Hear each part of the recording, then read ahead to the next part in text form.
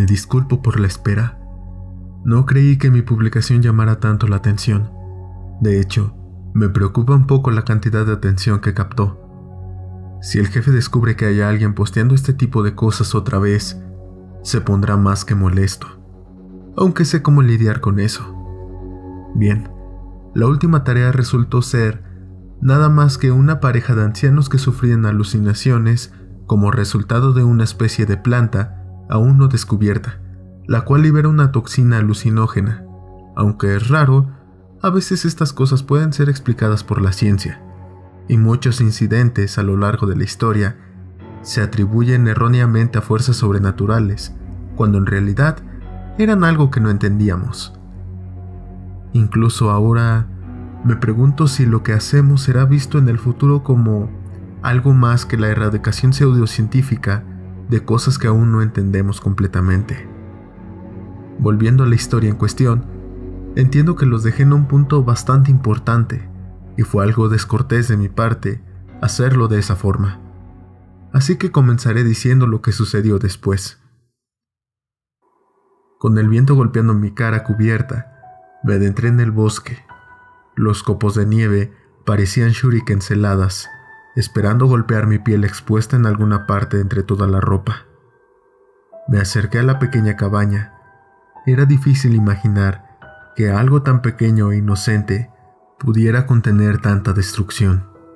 La cabaña parecía que fue construida en el período colonial, con el barro que se agrietaba entre los troncos que formaban sus paredes y marco, así como un techo hecho de paja y otros materiales que parecían caerse a pedazos.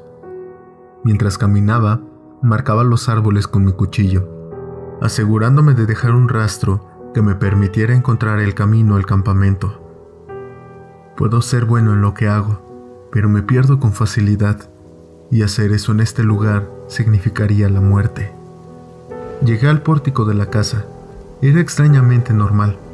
Solo había una silla mecedora simple y sin cojín, y un taburete de 4 patas que parecía ser hecho para un niño. Dudé por un momento antes de pisar la madera de aquel lugar. Cuando lo hice, crujió como un viejo galeón. También me di cuenta que el viento se había calmado cuando entré en la periferia de la cabaña. No se había detenido como tal, pero ya no lo sentía golpeando cada centímetro de mí. Cuando miré a través de las ventanas opacas, pude notar una luz ámbar, probablemente de una lámpara de gas. Una voz susurrante llenó el aire, mezclándose con la ligera brisa, diciendo lentamente: «Entra». La puerta crujió, al igual que las escaleras, y se abrió un poco. Aunque no es raro ver este tipo de situaciones en mi área de trabajo, esto no era menos escalofriante. No saben lo raro que es observar cómo los objetos se mueven sin alguna fuerza aparente. La vi sentada en una silla, con su cuerpo decadente moviéndose hacia adelante y hacia atrás, en otra mecedora. Parecía menos malvada y peligrosa de esa manera. Sus brazos descansando en su regazo, bostezó y golpeó sus encías, las cuales ya estaban casi totalmente desdentadas. Ella habló, pero no a mi mente como antes, sino usando su boca como una anciana normal. «Tú, el que no tiene Dorarullo, encontrarás a mi hijo». No fue una solicitud. Con la voz más respetuosa, profesional y amable que pude hacer, le respondí: «Bueno, señora, si no le molesta que lo diga, será imposible sin más información». Ella respondió lentamente, después de dar un suspiro ligeramente irritado: «Muy bien, hombre del desierto. Tú y tus palabras estériles, tu información. Sabrás su nombre. Casimir, mi hijo, nació sin nombre formal, o más bien, nunca le dieron uno». Me centré en esta información, atento a sus palabras, tratando de entender lo que me decía. Se refirió a él como mi hijo. Dada la apariencia de la mujer, me sorprende que aún sea capaz de dar a luz. Unos momentos después, decidí preguntarle al respecto. Con suerte, ella no me mataría como lo hizo con los demás que se cruzaron en su camino. En particular, temía que me pasara lo mismo que al equipo de fuerzas especiales que fue enviado antes que nosotros. Me mostraba tranquilo, pero internamente era todo lo contrario. Había trabajado con algunos Spetsnaz, algunas cosas relacionadas a Chernobyl, clasificadas, y no eran idiotas. La imagen volvió a mi cabeza. No les dio tiempo de reaccionar, solo fueron aplastados. Si no encontraba a este Casimir, muy pronto mi equipo, yo y muchos otros civiles tendrían el mismo destino que los chicos de las fuerzas especiales. Finalmente, pregunté: «Entonces, señora, ¿cuál es su nombre?». Con voz lenta, aburrida, pero mostrando que de nuevo se estaba molestando, respondió: «Yaga». Ya se notaba irritada, así que no me arriesgué a denotar lo obvio. Con tacto reinicié mi oración. «Señora Yaga, ¿cuál es su relación con el señor Casimir?». Ella respondió imitando una cara que parecía voltear sus ojos, aunque los tenía cerrados, por lo que resultaba imposible saber si de verdad se movieron. Mientras hablaba, su voz cambiaba de tono. Se suavizó cuando habló de Casimir. «Debería ser obvio, hombre del desierto, pero si debo explicarlo con sus términos. Él era un niño adoptivo. Me compadecí de él, acostado en una zanja hace muchos inviernos. Fue abandonado en el barro. Lo crié, lo vestí, lo alimenté durante muchos años, hasta que decidió irse. Quería explorar el mundo exterior. Le advertí de ello, pero no podía obligarlo a quedarse. Es mi hijo». Bajé la vista por un momento. Trataba de entender todo. Sentí un poco de pena por ella pese a todo lo que ha pasado. Tenía casi toda la información que necesitaba, y mi teoría anterior resultó ser correcta. Decidí hacer una última pregunta. Lo último que necesitaba saber: ¿por qué se lo llevaron? Ella respondió después de una pausa.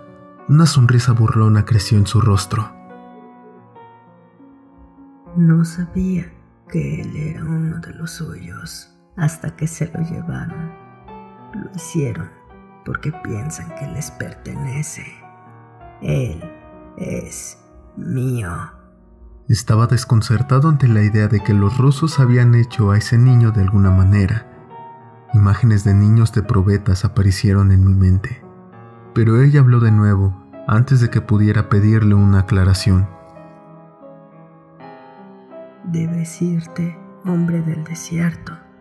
Mi casa comienza a apestar a arena, y tus amigos se están poniendo ansiosos. Te doy 3 días para encontrarlo. Después de eso, yo seguiré buscándolo. Encuéntrame en tu pequeño fuerte junto al río, dentro de 3 días». Le agradecí. Después de todo, no tenía muchas opciones. Con suerte, y la información que tenía me serviría de algo, y le pediría información a las fuerzas especiales.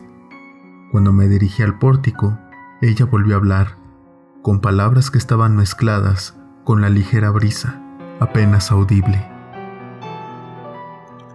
«Oh, Amerikaski, ten cuidado con los animales del bosque, porque aunque estoy en todas partes, no soy el único peligro que acecha entre estos hermosos árboles congelados». Salí del pórtico y me giré para ver de nuevo su casa, y una vez más agradecerle, pero ya no estaba. Me quedé ahí por unos momentos mirando la marca en la nieve, marca donde antes había estado su casa. Suspiré. Busqué las marcas que hice para encontrar el camino de regreso. Finalmente, llegué a nuestro campamento improvisado. Gabe se sentó, con el rifle levantado hacia mí, luciendo bastante enojado. Volveré. ¿Tan importante era? ¿Desapareces durante más de 1 hora y solo me dejaste una maldita nota? Comencé a responder para calmarlo, pero luego recordé las últimas palabras de sabiduría que Baba Yaga me había transmitido. Cuidado, no soy el único peligro que acecha entre estos hermosos árboles congelados. Alcé la vista para mirar mi entorno y, por supuesto, unos 50 metros detrás de Gabe había un ciervo. Por lo general, cuando piensas en un ciervo, piensas en un animal dócil, solo realmente violento para los propósitos naturales del apareamiento. De hecho, para muchos puede ser un poco complicado imaginar a un ciervo como una cosa violenta y amenazante, pero te aseguro que te generaría esa sensación de inseguridad ver a uno con la piel completamente oscura, 2 astas rectas de largo, 2 astas rectas y el filo de una espada de caballería, y sus brillantes ojos mirándote desde la distancia. Gabe me gritaba, pero lo ignoré. El venado y yo nos miramos a los ojos con una curiosidad morbosa, la forma en que miras las cosas muertas. Resopló, dando un paso hacia mí. No creo en Dios, principalmente por mi línea de trabajo, pero de creer me habría encomendado a él cuando vi aparecer 6 pares más de ojos entre la tormenta. Finalmente, reaccioné levantando mi rifle. Ante esto, Gabe dejó de hablar y se giró rápidamente para contemplar la amenaza. Me apoyé en un árbol cercano para tener mayor estabilidad. Gabe vio las figuras que se acercaban y comenzó a maldecir. ¡Carajo!, iba a decir más, pero fue interrumpido por el disparo de mi Dragunov. El tiempo pareció alentarse. El frío inundó mis venas, y mi cuerpo sintió que ya no era objeto de pensamiento, sino una extensión de mi mente. Podía sentir mi aliento saliendo de mi cuerpo, mientras veía el impacto de la ronda en el objetivo principal. El disparo dio en la mitad del cuerpo, con cierta efectividad. Apreté nuevamente el gatillo. Ahora corrían hacia nosotros. Sus cuerpos oscuros, contorsionados, levantaban nubes de nieve, acelerándose hacia nosotros. El tiempo volvió a ir más lento.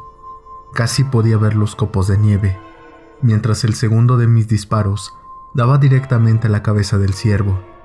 Se detuvo, vacilando por un momento antes de tropezar y caer al suelo incapacitado. Cuando esto sucedió, el tiempo volvió a la normalidad. Esto me hizo consciente de 2 hechos. Uno, que Gabe estaba arrodillado a mi lado, disparando su AN-94. Y 2, que Dimi también se había despertado y aunque no se encontraba en condiciones de pelear, también disparaba su rifle. Quizá un poco menos efectivo debido a la falta de estabilidad, pero toda ayuda era buena. Enfilaban sus cabezas en nuestra dirección. Sabía que si llegaban al campamento sería nuestro fin. Estaban casi sobre nosotros. Mis instintos decían que saliera corriendo y me refugiara entre los árboles, pero eso implicaría abandonar a Gabe y a Dimi. No podía morir ahí, es decir, muerto en un lugar tan lejos de casa, tan oculto. Simplemente pasaría inadvertido y como la muerte de un don nadie, sin legado, sin nada. Después de todo, los seres humanos queremos dejar algo en este mundo, ser recordados. Es nuestra necesidad de permanencia. Tuve otra idea. Tiré mi rifle en un montón de nieve y me dirigí a las mochilas, arrancando de ahí el RPG. Me puse de rodillas, giré en 90 grados y luego puse mis dedos en el botón que tenía delante, mientras colocaba la carga.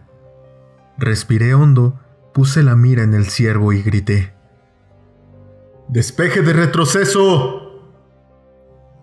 El misil salió disparado en dirección al ciervo.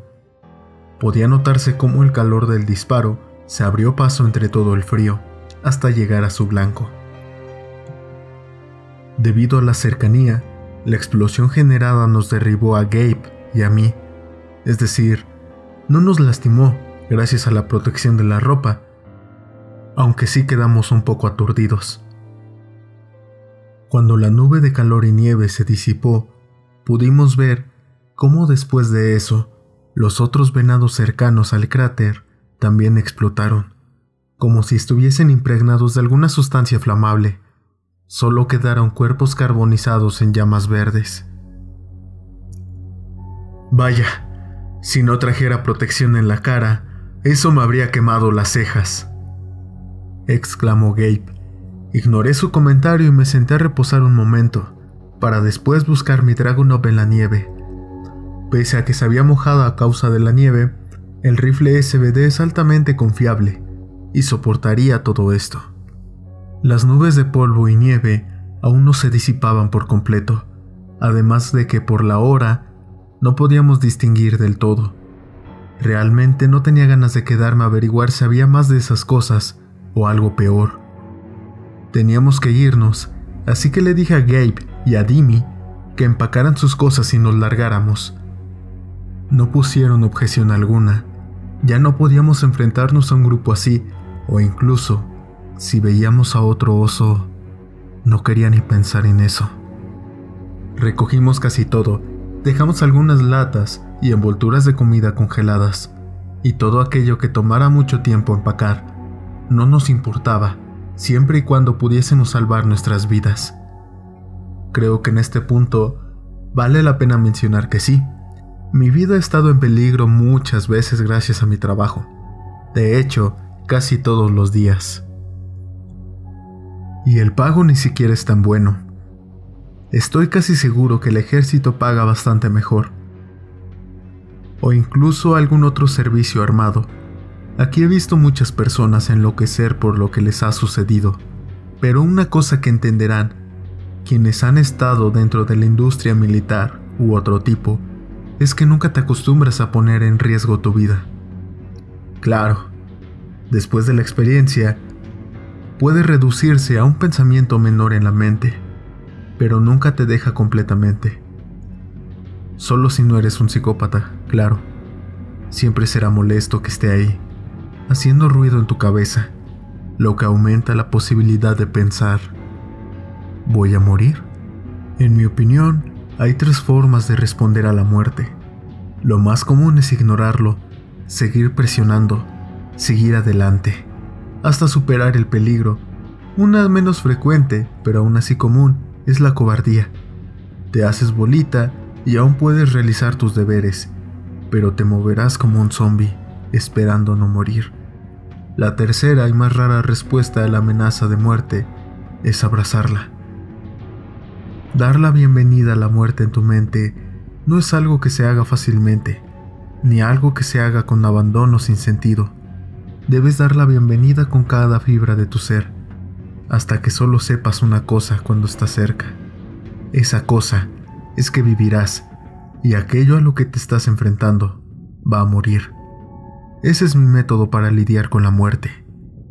Gabe hace lo primero, olvida todo, porque lucha por quien lo hace y se enfoca en el momento. Dimi, bueno, aún no estoy seguro, incluso hasta el día de hoy. Me gustaría preguntarle. Después de haber empacado las cosas y estábamos a punto de decidir qué camino tomar, notamos que se había marchado hacia donde estaban los venados muertos.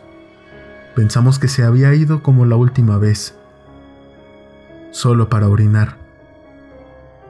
Escuchamos los gritos momentos después. Esta vez no estaba huyendo ni gritando nuestros nombres. Fue un grito gutural de un hombre moribundo.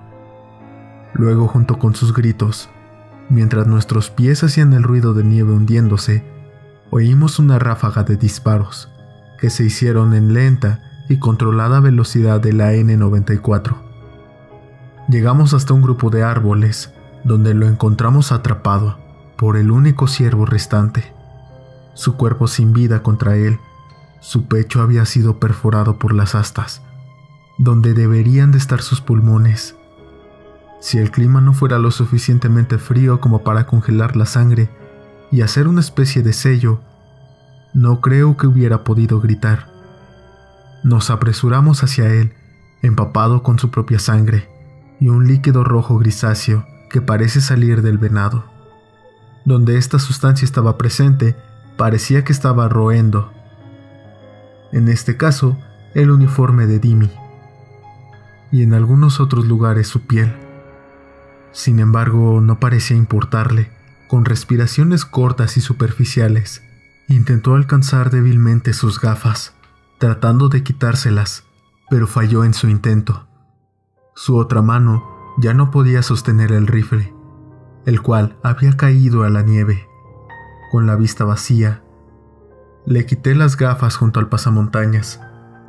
Las facciones de su rostro me indicaban que no tenía mucho tiempo.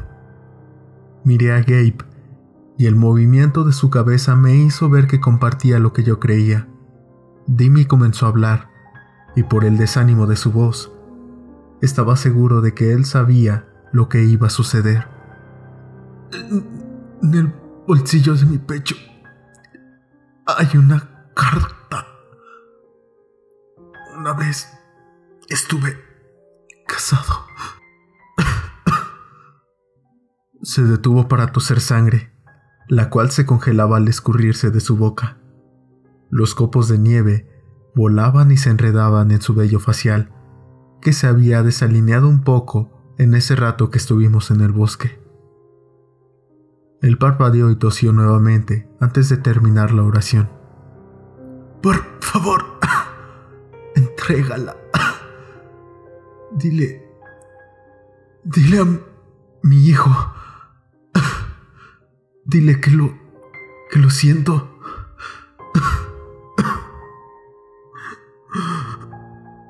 Después de esto, cerró los ojos.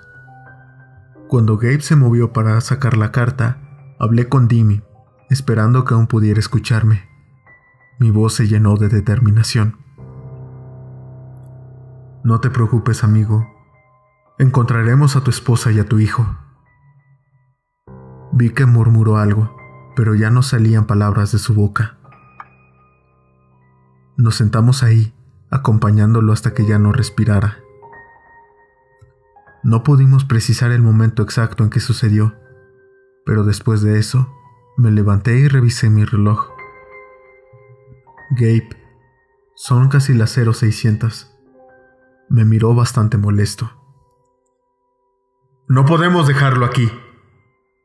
Le respondí con una voz fría y con ligeros tintes de molestia. No hay nada que podamos hacer por él.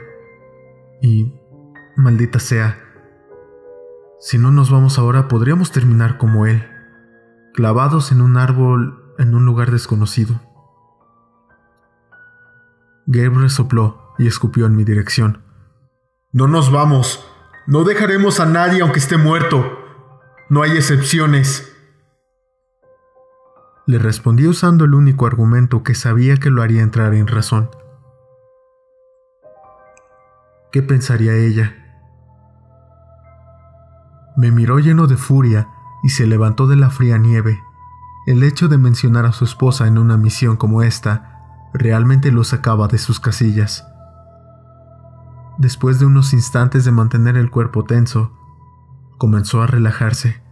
Cabizbajo se levantó y miró a Dimi, antes de decir con un tono serio y derrotado: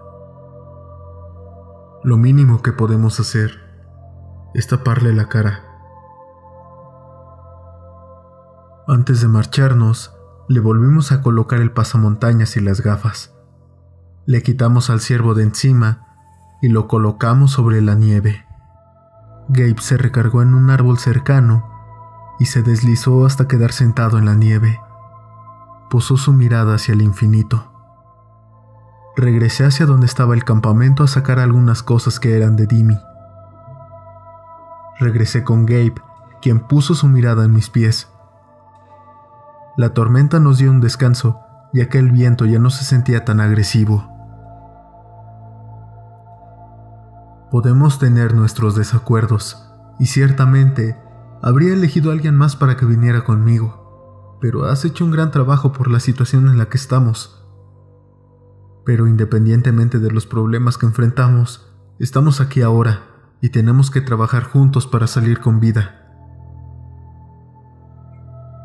Pensé en volver a mencionar a su familia, pero no lo hice, considerando que las cosas ya estaban bastante jodidas. En cambio, le ofrecí mi mano para ayudarla a levantarse. Me miró por unos instantes antes de sujetarme con fuerza y ponerse de pie. Me dirigió una mirada de odio, apretando sus dientes. Ella ni siquiera sabe que estoy aquí. Así que no vuelvas a decir eso. Nos quedamos en silencio. No sabía si tenía problemas en casa. Yo solo quería irme de ese lugar.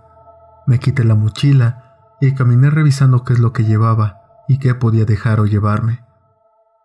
No era mucho realmente, después de todos los inconvenientes.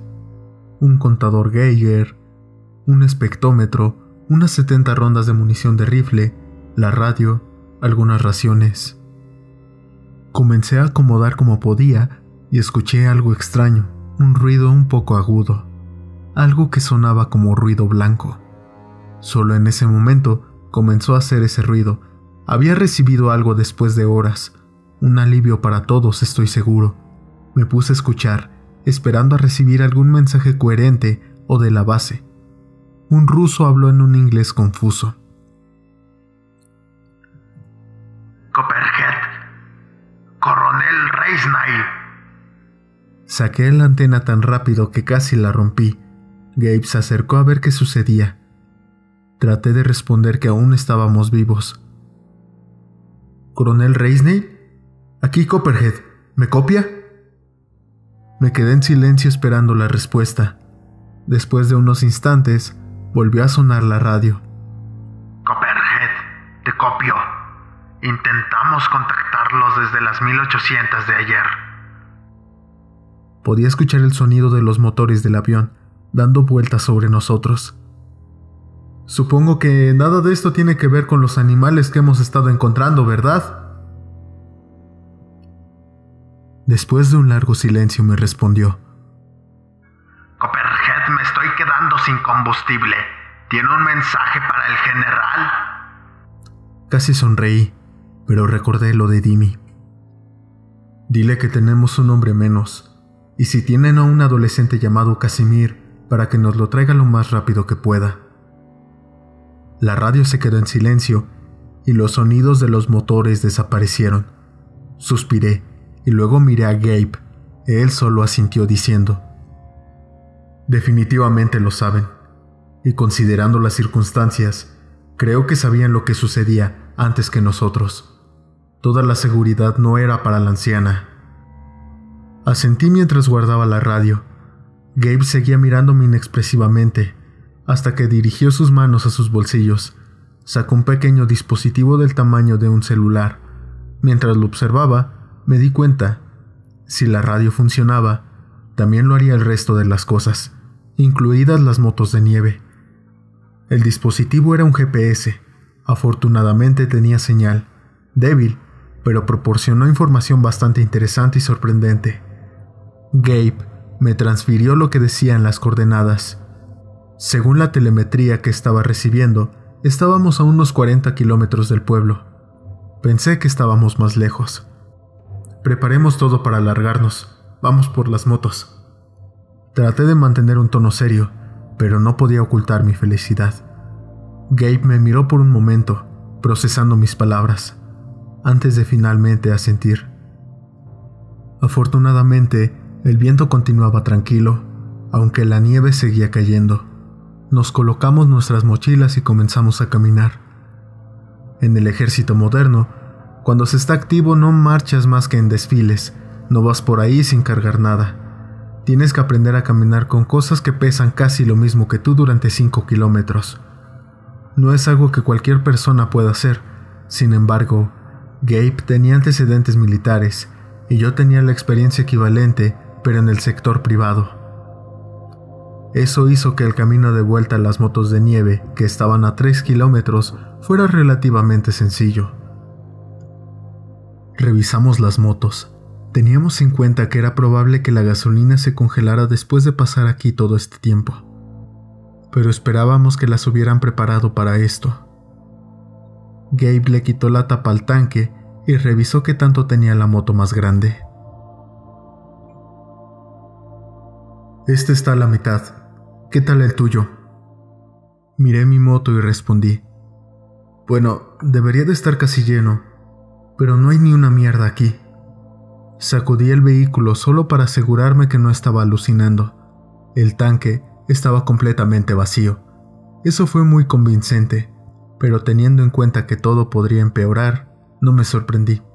Miré la nieve debajo de la máquina, se veía un poco amarilla, como si estuviera rociada con algo. Tomé un poco de la nieve amarillenta y me la llevé al rostro. Apestaba a gasolina. Decepcionado sacudí mi mano y me limpié en el asiento del vehículo. Dejé escapar un suspiro y miré a Gabe. De alguna manera, supongo que se filtró. Nos queda solo una moto. Gabe respondió un poco más optimista. Bueno, tuvimos suerte con esta. Presionó un botón en el mango de la moto. El motor hizo un ruido rugiendo, mostrándonos que todo estaba en orden. Los cilindros hacían bastante ruido, pero escuchábamos algo más, algo por encima del sonido de la moto. Era el gañido de un halcón.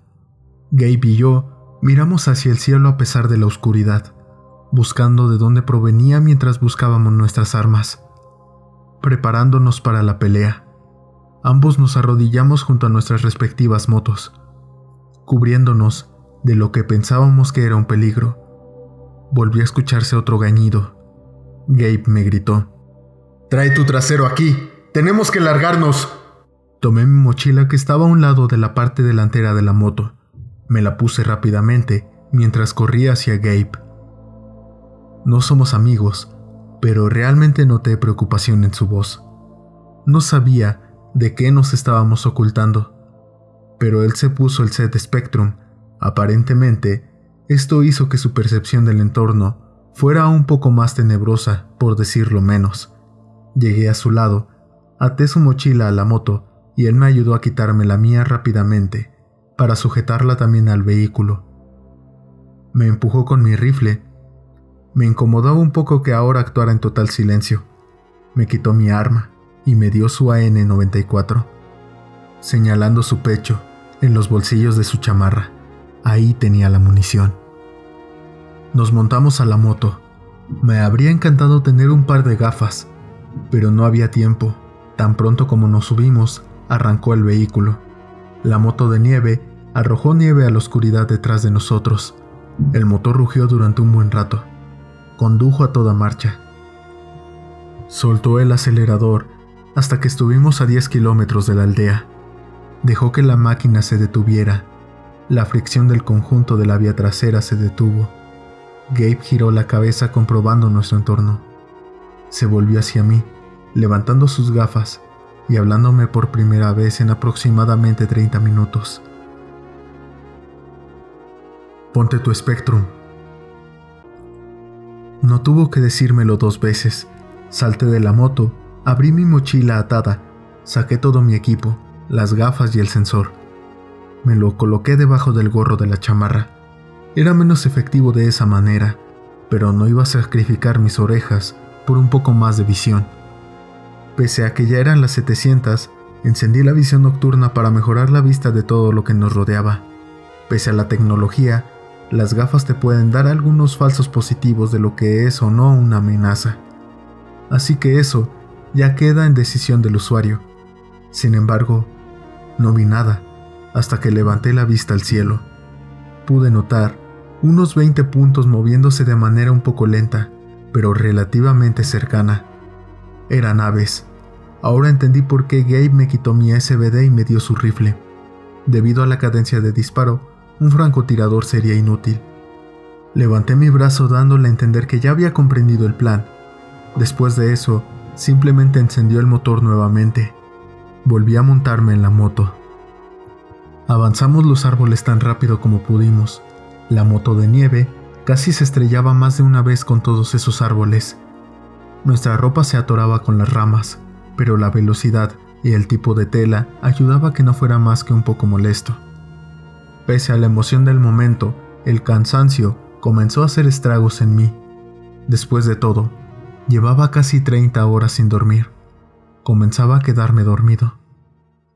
El viaje a través del paisaje helado fue hasta cierto punto algo refrescante, y que nos daba un respiro de todo lo que hemos pasado en otras tareas. Como pueden notar, no somos la organización paranormal principal, también somos una CMP, compañía militar privada, bastante efectiva. Eso hace que muchos nos llamen mercenarios, y de hecho, yo mismo me considero uno. No tenemos nación, aunque no podemos decirlo abiertamente, porque el término ha obtenido una mala connotación debido al incidente Blackwater.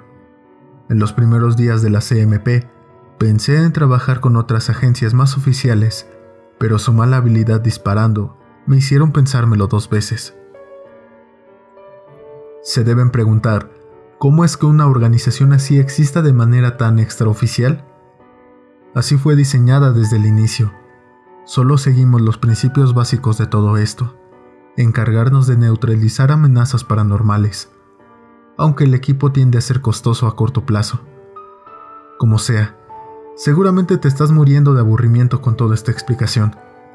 Tal vez parezca innecesaria, pero ¿qué sería de toda esta historia si me olvidara de contar mis propios antecedentes? Solo tienes que soportarlos un poco. Algunos de ustedes quedaron un poco ansiosos o molestos por dejar el relato anterior así como lo dejé. No quería ser un cliffhanger, pero en serio, lleva mucho tiempo escribir todo esto de manera correcta, con todos los detalles y por supuesto las emociones necesarias. Mi terapeuta dice que escribir todo esto me ayudará con los recuerdos. Muchas cosas que tengo que reconstruir a partir de los flashazos o recuerdos incompletos, junto a los informes posteriores a la acción, tomados por los equipos de limpieza. Todo el mundo aquí debe hablar con el terapeuta al menos una vez al mes, obviamente dentro de estas instalaciones y pagado por la organización. Todo lo que hacemos no podría decirse que te deja con una buena salud mental. Como sea, espero que tengas unos buenos días, tardes o noches. Y por el amor de Dios, no te desanimes y te vayas, como Dimi.